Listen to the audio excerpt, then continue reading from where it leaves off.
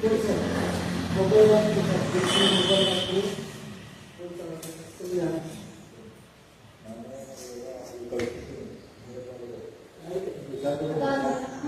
Sir, ಬಂದ್ಮೇಲೆ ಕೊಡ್ತೀನಿ, ಬೇರೆ ಬಂದ್ಮೇಲೆ ಕೊಡ್ತೀನಿ ಸರ್, ಸ್ಯಾಲ್ರಿ ಆಗಿಲ್ಲ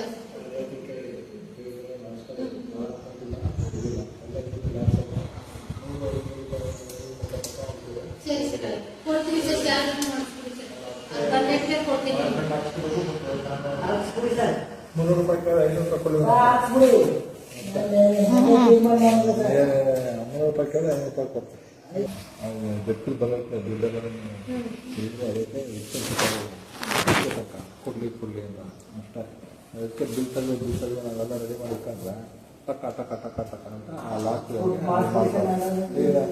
ಬಂದ್ಬಿಟ್ಟೈತೆ. ಈಗ ಬರಲೇಬೇಕು, ಅರೆ ಟೈಮ್ ಇರಲ್ಲ. ಈಗ ನಮ್ದು 6 days ಟೈಮ್ ಆಗಿದೆ ನೋಡಿ, ಅಂತ ಪ್ರಾಬ್ಲಮ್ ಆಯ್ತಾ. ಮಾರ್ಚ್ ಗೊತ್ತಾಯ್ತು, ಈಗ ಮಾರ್ಚ್ ಒಳಗಡೆ ಆಗಿಲ್ಲ ಅಂದರೆ 3 ವರ್ಷ ಮಾರ್ಚ್ ತನಕ ಆಗಬೇಕು. ಅದಕ್ಕೆ ಕೇಳ್ಕೊಂಡು ನಮ್ಗೆ ಹೇಳಿದ್ದೀನಿ 3 ಸಲ 5 ಸಲ ಕೊಡ್ತೀನಪ್ಪ ಡೈಲಿ ಬುಕ್ಸ್ ಅಂತ. ಹೋಗಿ ನೋಡ್ಬೇಕು. ನಮ್ದೀಗ ಅಲಾಟ್ಮೆಂಟ್ ಆಗ್ಬಿಡಿ, ನಾವು ಕೊಟ್ಬಿಡ್ತೀವಿ. ಯಾವಾಗಿಂದ ಗೊತ್ತಾ? 4 ತಿಂಗಳಾಗುತ್ತೆ. ಅದೇನಾರ ಚಾರ್ಜ್ ಕೊಟ್ಬಿಟ್ಟ ಕೊಟ್ಟಾಯ್ತು. ಈಗ ಮಾದೇವ್ ಸೆಪ್ಟೆಂಬರ್ ಅವನು ಏನಿಲ್ಲ, ಶಶಿಧರ್ ಫ್ರೆಂಡ್ ಹೇಳಿದ್ರೆ ಆಯ್ತು. ಮಾದೇವ್ ಸ್ವಾಮಿ ಯಾವ ಮಾದೇಸ್ವಾಮಿ? ಯಾವ ಮಾದೇಸ್ವಾಮಿ? ಕ್ರಿಯಾ NHM ಅಲ್ಲ, ರಾಜೇಂದ್ರ ನಮಗೆ ಪುತ್ತೂರ್ಗೆ ಹೋದ್ರು. ಪುತ್ತೂರ್ಗೆ ರಾಜೇಂದ್ರ ಉತ್ತರ ದಕ್ಷಿಣ ಕನ್ನಡ ಇಬ್ರಿಗೂ ಇಲ್ಲೇ ಆಯ್ತಲ್ಲ. ಚಿಕ್ಕೇಜಲ್ಲಿ ಸೂಪರಿಂಟೆಂಡೆಂಟ್ ಯಾರ ಮಗ ಬಿಡ್ತಾರ? ನೋಡ್ತಿದ್ರ ರೈಟ್ ನ್ಯೂಸ್ ಎಂದಿದೆ. ನಾನು ಶ್ರೀ ಭ್ರಷ್ಟಾಚಾರಿಗಳಿಗೆ ರೈಟ್ ನ್ಯೂಸ್ ಸಿಂಹ ಸ್ವಪ್ನನೇ ಸರಿ. ಹೌದು, ಅದು ನಮ್ಮ ಹತ್ರ ಯಾರಾದರೂ ಭ್ರಷ್ಟಾಚಾರ ಮಾಡಿದ್ರೆ ಅಂತ ದಾಖಲೆ ಸಮೇತ ಬಂದರೆ ಯಾರ ಮುಲಾಜು ಕೂಡ ನೋಡಲ್ಲ, ಯಾರ ಮುಖಾನು ಕೂಡ ನೋಡಲ್ಲ. ಅದೆಷ್ಟೇ ದೊಡ್ಡ ಇನ್ಫ್ಲೂಯೆನ್ಸ್ ಆದರೂ ಕೂಡ ನಾವು ಕೇರೆ ಮಾಡಲ್ಲ. ನೇರವಾಗಿ ಟೆಲಿಕಾಸ್ಟ್ ಮಾಡ್ತಾ ಇರೋದೇ ಇಂಥ ಭ್ರಷ್ಟಾಚಾರಿಗಳನ್ನ, ಭ್ರಷ್ಟಾಚಾರದ ಬಟ್ಟೆ ಬಿಚ್ಚಿ ಬೆತ್ತಲೆ ಮಾಡೋದೆ ಅದು ಸರ್ಕಲ್ ಅಲ್ಲ, ಅದು ನಿಮ್ಗಳ ಮುಂದೆ. ಯಾಕೆಂದರೆ ನಿಮ್ಗಳಿಗೆ ತೊಂದರೆ ಕೊಡ್ತಾ ಇದ್ರೆ ಸುಮ್ಮನಿರೋದಕ್ಕೆ ನಾವೇನು ರಾಜಕಾರಣಿಗಳಲ್ಲ. ನಿಮ್ಮ ಮೇಲೆ ದೌರ್ಜನ್ಯ ಮಾಡ್ತಾ ಇದ್ರೆ ಕಂಪ್ಲೇಂಟ್ ತಗೊಳ್ದೇ ಇರೋದಕ್ಕೆ ನಾವು ಪೊಲೀಸ್ ಆಫೀಸರ್ಗಳು ಕೂಡ ಅಲ್ಲ. ನಿಮಗೆ ತೊಂದರೆ ಕೊಡ್ತಾ ಇದ್ರು ಕೂಡ ನಾವು ಸುಮ್ಮನಿರೋದಕ್ಕೆ ಕೈಲಾಗದಿರೋರು ಕೂಡ ಅಲ್ಲ, ಮಾಧ್ಯಮದವರು. ಸೊ ಎನಿವೇಸ್, ಅದು ದೊಡ್ಡ ಮಾಧ್ಯಮನೋ ಚಿಕ್ಕ ಮಾಧ್ಯಮನೋ, ಬಟ್ ಆದರೆ ನಿಮ್ಮ ಕಷ್ಟಕ್ಕೆ ನಾವು ಸ್ಪಂದಿಸ್ತೀವಿ. ನಿಮ್ಮ ಭ್ರಷ್ಟಾಚಾರ ಏನಿದೆ ಅದನ್ನು, ಕಳ್ಳರ ಭ್ರಷ್ಟಾಚಾರ ಇದೆ ಅದನ್ನು ಖಂಡಿತವಾಗಿ ಬಯಲುಗಳಿತೀವಿ. ಈಗ ಮತ್ತೊಂದು, ಈಗ ನೀವು ನೋಡ್ತಾ ಇದ್ರೆ ಸ್ಕ್ರೀನಲ್ಲಿ ಆಲ್ರೆಡಿ ಬರ್ತಾ ಇದೆ. ಇವನು ಕ್ಯಾಶ್ ತಗೋತಾ ಇದ್ದಾನೆ ಪಾಪ. ಅಲ್ಲಿ ಸಬಾರ್ಡಿನೇಟ್ಸು, ಕೆಲವೊಬ್ಬರು ವರ್ಕರ್ಸ್ಗಳೆಲ್ಲ ಈ ಮನುಷ್ಯನಿಗೆ ದುಡ್ಡು ಕೊಡ್ತಾ ಇದ್ದಾರೆ. ಈ ಮನುಷ್ಯ ಯಾರು, ಯಾಕೆ ದುಡ್ಡಿಸ್ಕೋತಾ ಇದ್ದಾರೆ? ಓಪನ್ ಆಗಿ ದುಡ್ಡಿಸ್ಕೋತಾ ಇದ್ದಾರೆ. ನೀವು ನೋಡ್ತಾ ಇದ್ದಾರೆ ನೋಡಿ ಮತ್ತೊಂದು ಸ್ಕ್ರೀನಲ್ಲಿ. ಅದ್ರ ಬಗ್ಗೆ ಮಾತಾಡೋದಕ್ಕೆ ಒಬ್ರು ಕಾಲರ್ ಇದ್ರೆ ಮಾತಾಡ್ತೀನಿ. ಹಲೋ, ನಮಸ್ಕಾರ ಇವರೇ, ತಮ್ಮ ಹೆಸರು? ಕುಮಾರ್ ಅಂತ.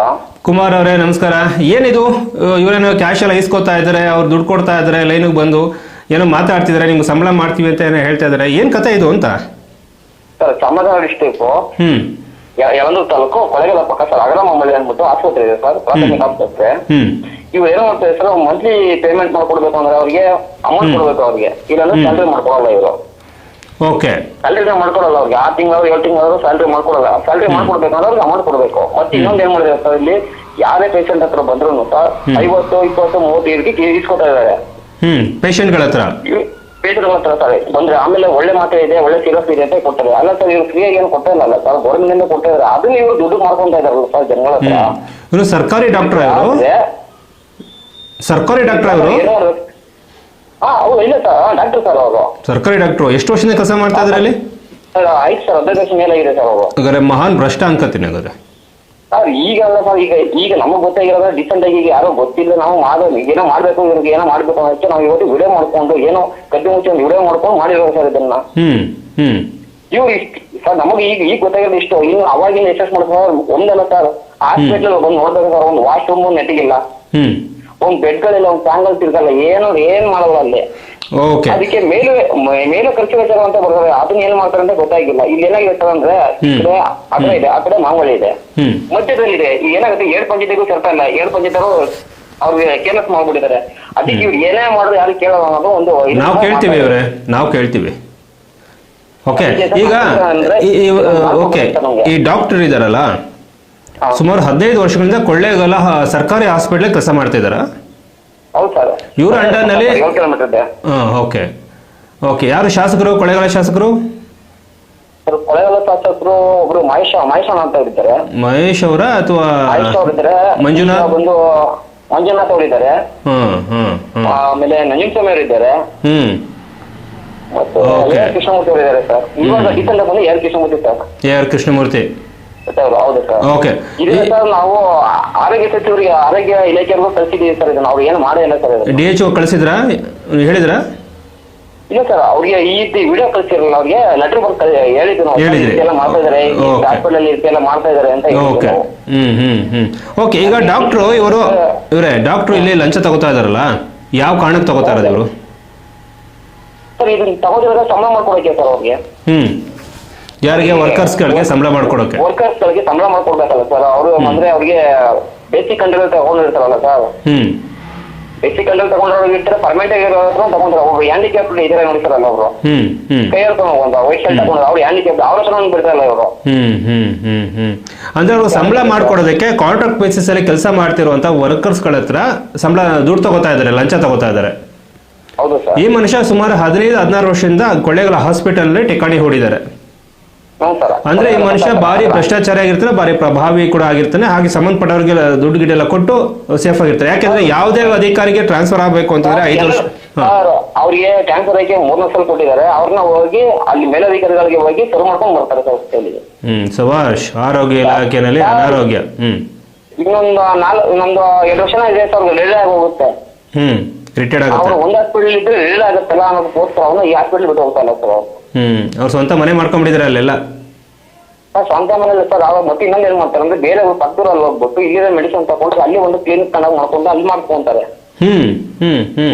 ಇದೇ ಇದನ್ನ ಈಗ ಮೆಡಿಸಿನ್ ಆಗ್ಲಿ ಏನಾಗಲಿ ಪ್ರಯತ್ನ ಇಟ್ಕೊಂಡು ಬೇರೆಯವರು ಸಂಜೆ ಮೇಲೆ ಹೋಗ್ತಾರೆ 4 ಗಂಟೆ ಮೇಲೆ.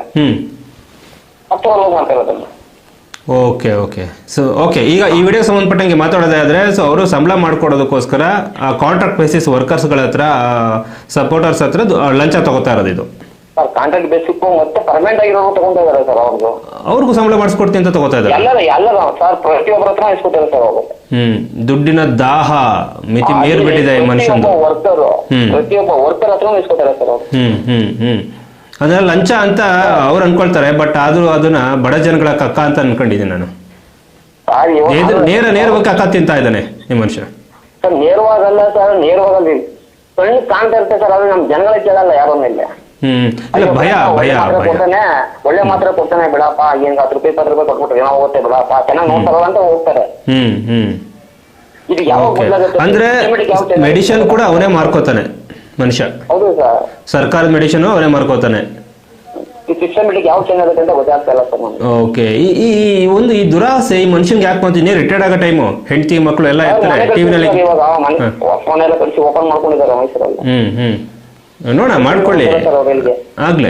ಇವಾಗ ಈ ಸುದ್ದಿ ಎಲ್ಲ ಬಂದ್ಮೇಲೆ ಅವ್ರ ಹೆಂಡತಿ ಮಕ್ಳ ಕತೆ ಏನು ಅಂತ ಅಲ್ಲ, ಅವ್ನು ತಲೆ ಎತ್ಕೊಂಡು ಬದುಕ್ತಾನ? ಅವ್ನು ತಲೆ ಎತ್ಕೊಂಡು ಮತ್ತೆ ಡಾಕ್ಟರ್ ಅಂತ ಪೋಸ್ ಕೊಡ್ತಾನೆ ಇವನು ಅಂತ ಹೊಟ್ಟೆ ಹೊಡಿತಾರೆ ಅವ್ರ ಕಾಂಟ್ರಾಕ್ಟ್ ಬೇಸಿಸ್ ಅಂದ್ರೆ. ಅಲ್ಲ ಸರ್, ನಾವೇಳೋದು ಈಗ ಅವ್ರ ಮನೇಲಿ ಹೆಂಡತಿ ಮಕ್ಳು ಎಷ್ಟೊಂದು ಡಾಕ್ಟರ್ ಅಂದ್ಮೇಲೆ ಇಷ್ಟೊಂದು ಜನ ಕಾಟ ಕೊಡ್ತೇನಲ್ಲ, ಅವ್ರೇ ಹೆಂಡತಿ ಮಕ್ಳು ಏನ್ ಮಾಡ್ಬೇಕು ಸರ್? ಕರೆಕ್ಟು. ಹೋಗ್ಲಿ, ಇದು ನೋಡ್ದಾಗಾದ್ರೂ ಕೂಡ ಅವ್ರ ಮಕ್ಳು ಹೇಳ್ಬೇಕು, ಅಪ್ಪ ಇದೆಲ್ಲ ಬೇಡ ಭ್ರಷ್ಟಾಚಾರ ದುಡ್ಡು ಅಂತ ಉಗಿಬೇಕು. ಇಲ್ಲ ಹೆಂಡತಿನಾರು ಹೇಳಬೇಕು, ಇಲ್ಲ ಅಂದ್ರೆ ಅವರು ಕೂಡ ಸಪೋರ್ಟಲ್ಲಿ ಇದ್ದಾರೆ ಅಂತ ಅರ್ಥ ಆಗುತ್ತೆ. ಎನಿವೇಸ್ ಇವರೇ, ನಿಮ್ಮ ಸಂಪೂರ್ಣ ಹೆಸರೇನು? ಕುಮಾರ್ ಅಂತ. ಕುಮಾರ್ ಅವರೇ, ನಿಮ್ಮ ಧೈರ್ಯಕ್ಕೆ ಮೆಚ್ಕೊಳ್ತೀನಿ. ಯಾಕೆಂದ್ರೆ ಭ್ರಷ್ಟಾಚಾರವನ್ನ ನೇರವಾಗಿ ನೀವು ಮಾತಾಡ್ತಿದ್ರೆ ನಿಮ್ಮಂಥವ್ರು 100ಕ್ಕೆ ಬರೀ 10% ಮಾತ್ರ ನನಗೆ ಸಿಗೋಂಥದ್ದು. ಎಷ್ಟೋ ಜನ ಭ್ರಷ್ಟಾಚಾರ ಆದ್ರೂ ಕೂಡ ಪರವಾಗಿಲ್ಲ, ನನ್ನ ಕಿತ್ತು ತಿಂದ್ರೂ ಪರವಾಗಿಲ್ಲ, ನಾನು ಕಂಪ್ಲೇಂಟ್ ಮಾಡಲ್ಲ ಅಂತ ಹೇಳ್ತಾರೆ. ಅಂಥದ್ರಲ್ಲಿ ನೀವು ನೇರವಾಗಿ ನಮ್ಮ ರೈಟ್ ನ್ಯೂಸ್ ಜೊತೆ ಮಾತಾಡ್ತಾ ಇದ್ದೀರಿ. ವೆರಿ ಗುಡ್, ನಿಮ್ಮ ಧೈರ್ಯಕ್ಕೆ ನಾನು ಮೆಚ್ಕೊಳ್ತೀನಿ. ಹಾಗೆ ಈ ಡಾಕ್ಟರ್ನ ಸಸ್ಪೆಂಡ್ ಆಗೋವರೆಗೂ ರಿಪೀಟ್ ಟೆಲಿಕಾಸ್ಟ್ ಆಗ್ತಾನೆ ಇರುತ್ತೆ. Suspend ಆಗ್ಲೇಬೇಕು sir. ಇಂಟರ್ನಲ್ ಇಟ್ಕೊಂಡು ಏನು ಸರ್ ಇದು? ಸಾರಿ, ಇದು ಕೊಳ್ಳೇಗಾಲ ಡಿಸ್ಟ್ರಿಕ್ಟ್ DHO ಯಾರು ಬರ್ತಾರೆ?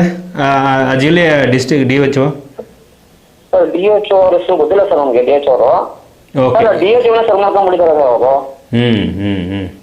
ಅಲ್ಲ, ಮೇಲಧಿಕಾರಿ ಗೊತ್ತಿಲ್ಲದಂಗೆ ಯಾರು ಕೂಡ ಮಂತ್ಲಿ ಇಲ್ಲಿ ಬರ್ತಾರಲ್ಲ ಸರ್, ಹಾಸ್ಪಿಟಲ್ ಒಳಗಡೆ ಏನಾಗ್ತದೆ ಅಂತ ಗೊತ್ತಾಗತ್ತಲ್ಲ ಸರ್ ಅವ್ರಿಗೆ. ಇಂಟರ್ವ್ಯೂ ಏನಾಗಿದೆ, ಒಂದ್ ಫ್ಯಾನ್ ಆಗಲಿ, ಒಂದ್ ಇದಾಗಲಿ, ಒಂದು ವಾಶ್ರೂಮ್ ನೆಟ್ಟಿಗಿಲ್ಲ ಅಂದ್ಮೇಲೆ ಸರ್ ಇಲ್ಲಿ ಇಂಚಲ್ ತಗೊಂಡು ಬಂದು ಚೆಕ್ ಮಾಡ್ತಾರಲ್ಲ, ಏನ್ ಚೆಕ್ ಮಾಡ್ತಾರ ಸರ್ ಇವರು? ಓಕೆ. ಅವ್ರು ಬಂದು ಎಲ್ಲ ಚೆಕ್ ಮಾಡಿದ್ಮೇಲೆ ಸರ್ ಎಲ್ಲ ಕರೆಕ್ಟ್ ಆಗಿ ಇದ್ರೆ ತಾನೆ ಸರ್ ವೇಟ್ ಮಾಡ್ಕೊಟ್ಟು ಹೋಗ್ಬೇಕಲ್ಲಿ. ಏನು ಇಲ್ದೇ ಇಷ್ಟೆಲ್ಲ ಮಾಡ್ತಾ ಇದಾರಲ್ಲ ಹಗರಣ ಮಾಡ್ಕೊಂಡು ಸರ್. ಈಗ ಕಣ್ಣು ಕಾಣಾಗಿ ಇಷ್ಟೊಂದಿದೆ. ಇವರು ಮೆಡಿಸಿನ್ ಆಗ್ಲಿ ಮತ್ತೆ ಇವಾಗ ಹಾಸ್ಪಿಟಲ್ ಈಗ ವರ್ಕರ್ಸ್ ಇದೆ. ಈಗ ಒಂದು ಕೊಳೈದಾಗ್ಲಿ ಮತ್ತೆ ಪೇಂಟಿಂಗ್ ಆಗ್ಲಿ ಬೇರೆ ಎಲ್ಲ ವರ್ಕ್ ಬರುತ್ತೆ, ಅದಕ್ಕೆ ರೀವರ್ಕ್ ಬರುತ್ತೆ. ಆ ಅಮೌಂಟ್ ಎಲ್ಲ ತಿಂತಾರಲ್ಲ, ಅದನ್ನ ಕೇಳೋರು ಯಾರು? ಬಟ್ ಅದಕ್ಕೆ ದಾಖಲೆಗಳಿಲ್ವಲ್ಲ.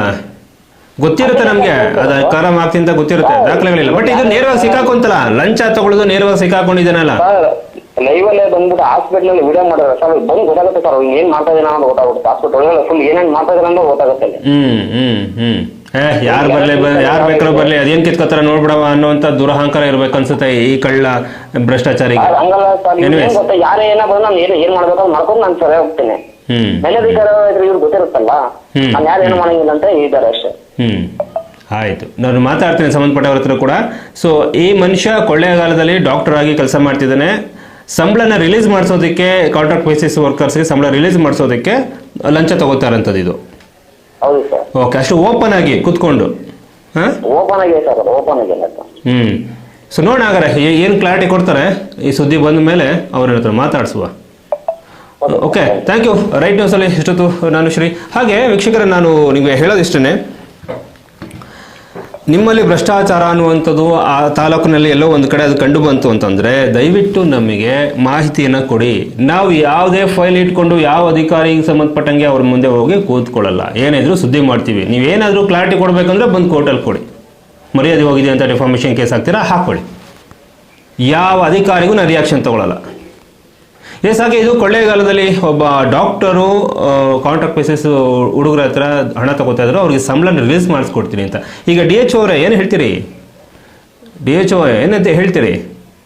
ಒಬ್ಬನಿಗೆ ಏನೋ ದುಡ್ಡು ತಗೋತಾ ಇದ್ದಾನೆ, ಏನು ಸಾಲ ಇಸ್ಕೊತಾ ಇದ್ದಾನೆ, ಇಲ್ಲ ಕಂತಲ್ಲಿ ಏನಾರು ಕೊಟ್ಟಿದ್ದಾನೆ, ಅಥವಾ ಅವ್ನಿಗೆ ಸಾಲ ಕೊಟ್ಬಿಟ್ಟು ಏನೋ ಕಂತಲ್ಲಿ ಏನೋ ಇಸ್ಕೊಳ್ತಾ ಇದ್ದಾನೆ, ಇಲ್ಲ ಏನೋ ಫೈನಾನ್ಸ್ ಏನೋ ಬಿಟ್ಟಿದ್ದಾನೆ, ಮೈಕ್ರೋ ಫೈನಾನ್ಸ್ ಆ ಥರ ಏನೋ ಬಿಟ್ಟಿದ್ದಾನೆ ನಾನು ಡಾಕ್ಟ್ರು.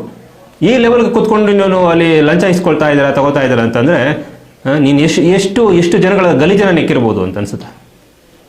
ಓಕೆ, ಎನಿವೇಸ್, ಇವನಿಂದ ದೌರ್ಜನ್ಯಕ್ಕೊಳಗಾದವ್ರು ಯಾರೇನಿದ್ರೆ ನೇರವಾಗಿ ನಮ್ಮನ್ನು ಕಾಂಟ್ಯಾಕ್ಟ್ ಮಾಡಿ. ಹಾಗೆ ಇವ್ರ ಹತ್ರ ಇನ್ನೂ ಏನೋ ಒಂದಷ್ಟು ವೀಡಿಯೋಗಳಿದ್ದರೆ ಅಥವಾ ವಾಯ್ಸ್ ರೆಕಾರ್ಡು ಬೇರೆ ಬೇರೆ ದಾಖಲೆಗಳಿದೆ, ನೇರವಾಗಿ ನಮ್ಮನ್ನೇ ಸಂಪರ್ಕಿಸಿ. ಓಕೆ, ಸ್ಕ್ರೀನ್ ಮೇಲೆ ನಂಬರ್ ಬರ್ತದೆ. ಈ ನಂಬರ್ ಯಾವಾಗಲೂ ಕೂಡ ಆನ್ ಇರುತ್ತೆ. ಯಾವಾಗ ಬೇಕೋ ನಮ್ಗೆ ಕಾಲ್ ಮಾಡಿ. ಸೊ ನಿಮ್ಮ ಕಾಲನ್ನು ರಿಸೀವ್ ಮಾಡ್ಕೊಳ್ತೀವಿ. ಇದು ರೈಟ್ ನ್ಯೂಸ್.